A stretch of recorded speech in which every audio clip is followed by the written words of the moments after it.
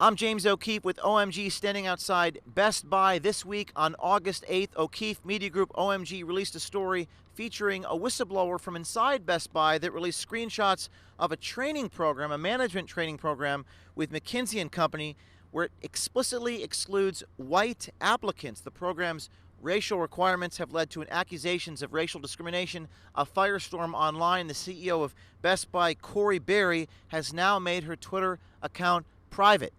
Now, a second whistleblower has come forward exclusively to OMG with audio recordings of his manager, Mike Hirsch, at a Best Buy in Jacksonville, Florida, stating that LGBTQ flags were appropriate in the Geek Squad office, but Christian crosses were not.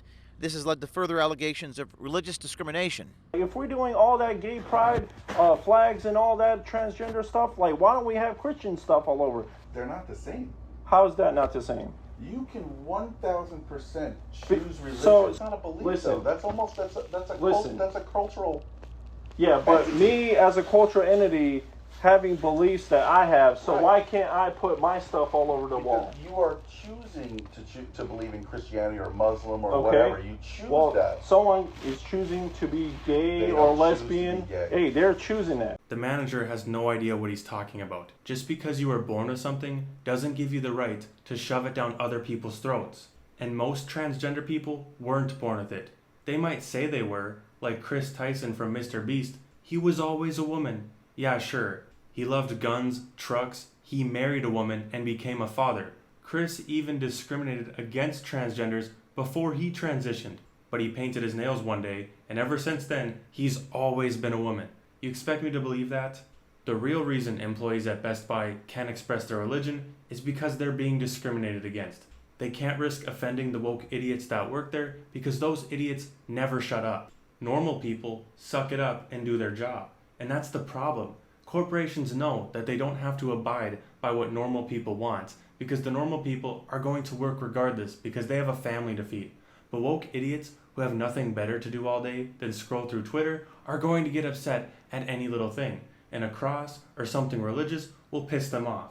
Enis Sujak, a Serbian immigrant and Best Buy employee in Jacksonville, Florida, recorded the conversation with his manager, Mike Hirsch. I spoke with Enis about his situation. He's decided to go public. Very brave, very courageous individual. Here's some of that interaction. That is our manager. His name is Mike Hirsch.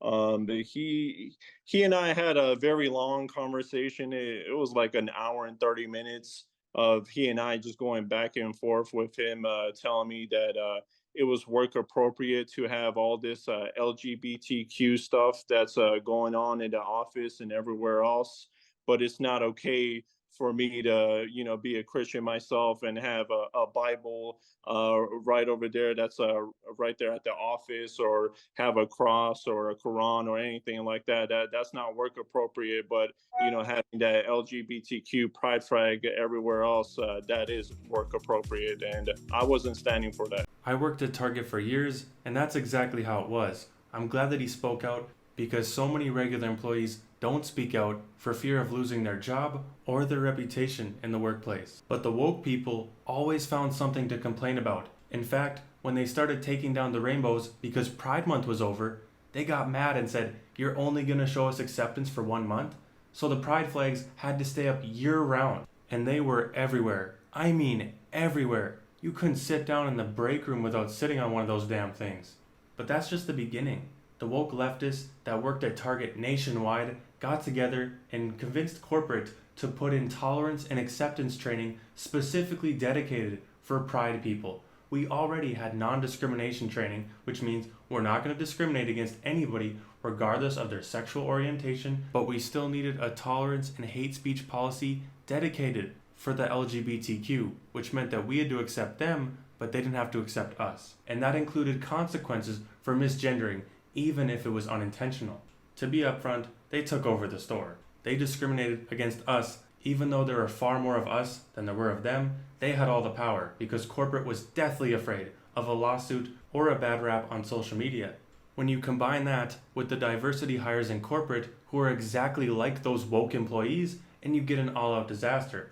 That's exactly what happened to Bud Light. But that's the good news, is eventually these companies will fall flat on their face when they piss off enough people.